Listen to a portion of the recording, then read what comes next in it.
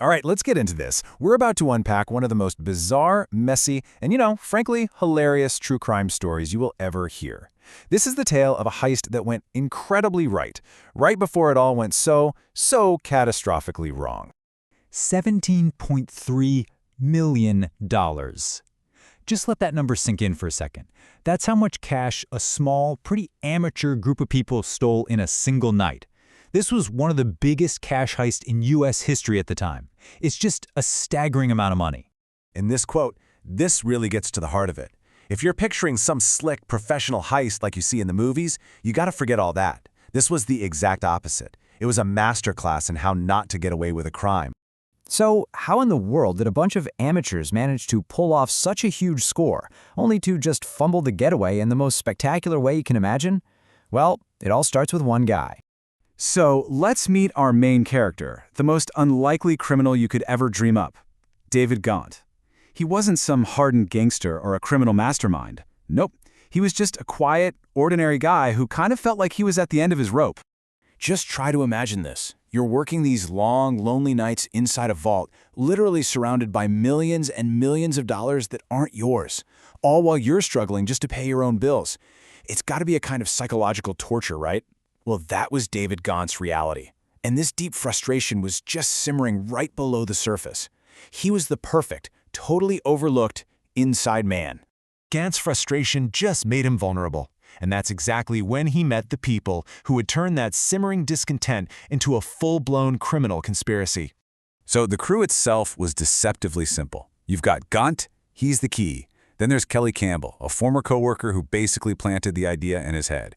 And then you have Steve Chambers, a small-time crook who really fancied himself the mastermind. Their plan seemed so simple, so easy.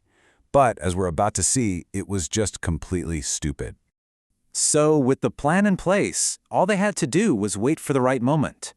And on one fateful night in October of 1997, that moment finally arrived. The heist itself was, believe it or not, shockingly simple.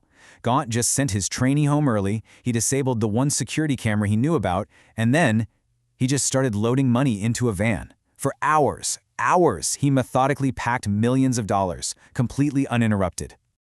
And just like that, it was done. No alarms went off, nobody stopped him. He just drove away with a van overflowing with cash. The first and really the only successful part of their plan was complete. But this, my friends, is where the story truly begins. Because stealing the money, that turned out to be the easy part.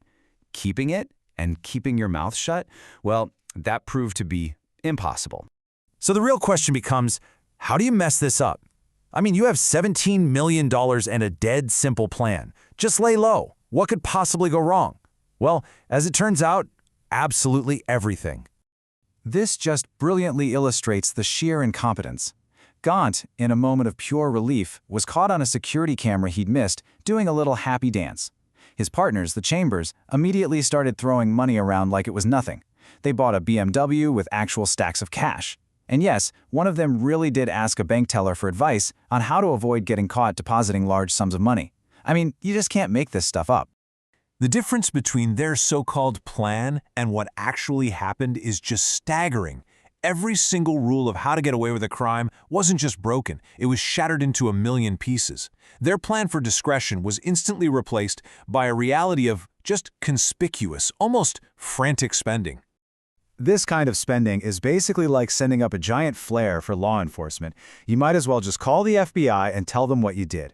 It didn't take long at all for them to connect the dots between the newly rich Chambers family and that massive theft at Loomis Fargo.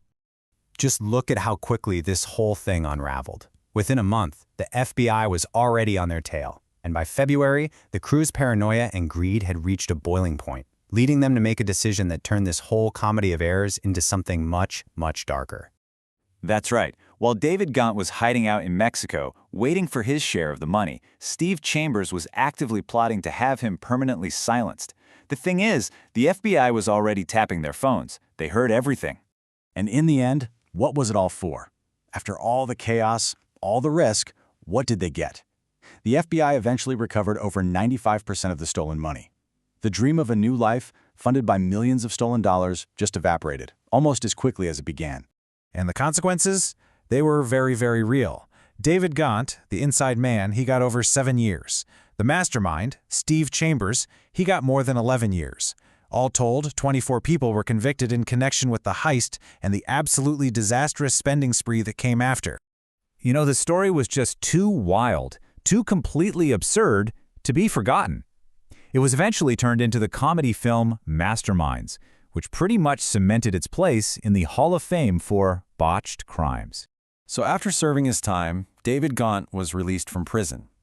He's tried to build a quiet, normal life for himself, but the shadow of that one night in the vault and the total cascade of mistakes that followed, that's something that will probably follow him forever.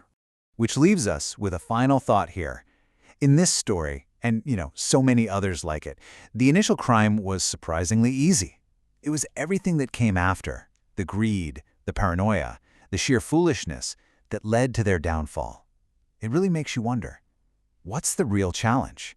Pulling off the crime or living with it?